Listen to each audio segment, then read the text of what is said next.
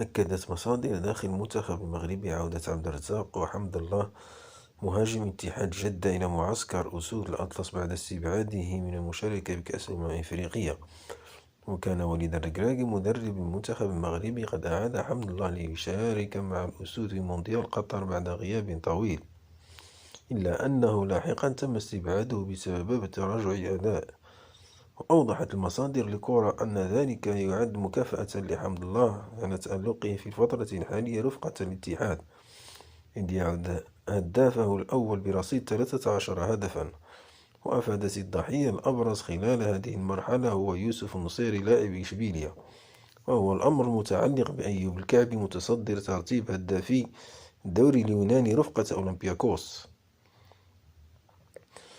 وقالت سجل الكعبي منذ عودته من الكان 7 أهداف في الدوري المحلي ليصل إجمالي ما سجله 19 هدفا هذا الموسم.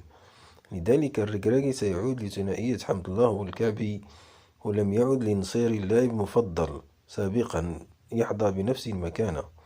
وتمت حتى سفيان رحيمي لاعب العين الإماراتي موجود ضمن خطط الركراكي المقبلة بعد تألقه مؤخرا محليا وبدوري أبطال آسيا، وكل هؤلاء يضيقون الخناق على نصيري.